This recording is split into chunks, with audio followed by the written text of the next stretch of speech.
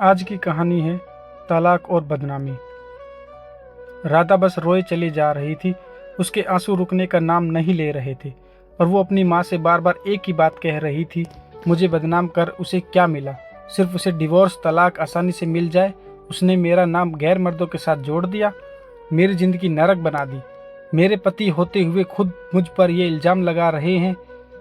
ये वही इंसान है जो कल तक मेरे लिए सब कुछ करने को तैयार थे, दिन को रात कहने को तैयार थे। आज अपने अहंकार में मुझे नीचे दिखाने के लिए मुझे तलाक दे रहे हैं। मेरी गलती क्या? अपने और अपनी बेटी के लिए आवाज़ उठाना।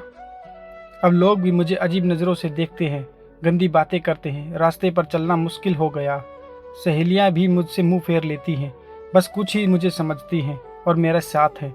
माँ, आपका भाई बहन का साथ और बेटी का प्यार साथ मेरे हौसला बढ़ाता है। मैंने भी फैसला कर लिया, मैं लोगों के तानों से बदनामी से नहीं डरूंगी और ना ही झुकूंगी। अपने आत्मसम्मान और हक के लिए बिना थके लड़ूंगी लोगों से, उस इंसान से जिसने मुझसे इंसानियत नहीं रही।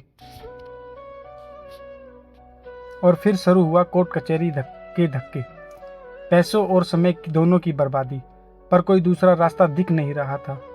सबसे बड़ा दुख झटका उस वक्त लगता था राधा को जब उसका पति कोर्ट में सामने खड़ा होकर गंदी बातें बोलता था।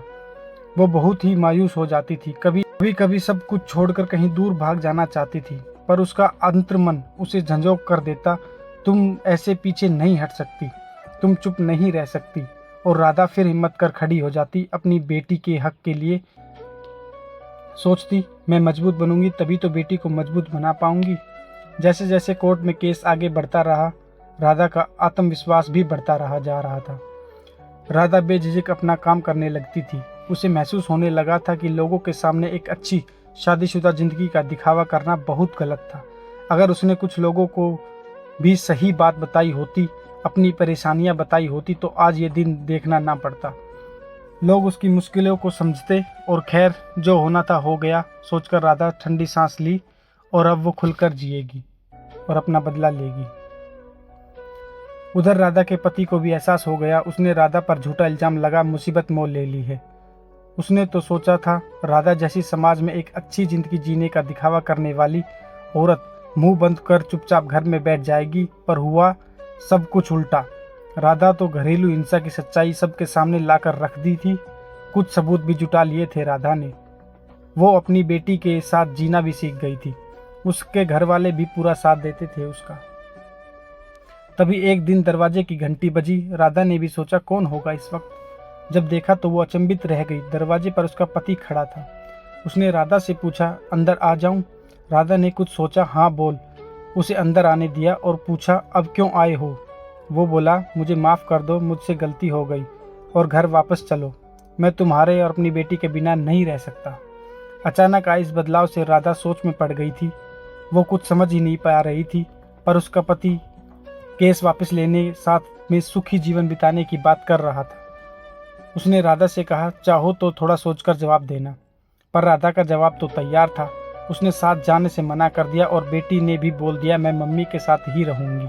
राधा का पति यह बोलकर तुम ठीक नहीं कर रही हो वहां से चला गया। पूरी रात वो सोचती रही, उसने गलत निर्णय तो नहीं लिया? क्या मुझे अपनी बेटी के अच्छे भविष्य के लिए साथ चले जाना था?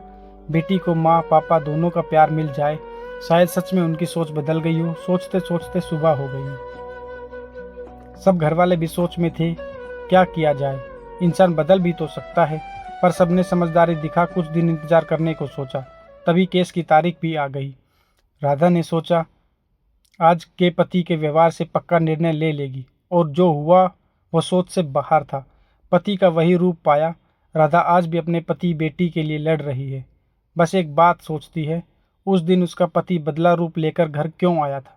क्या साथ जाना सही था या अपने हक के आत्मसम्मान के लिए लड़ना सही था?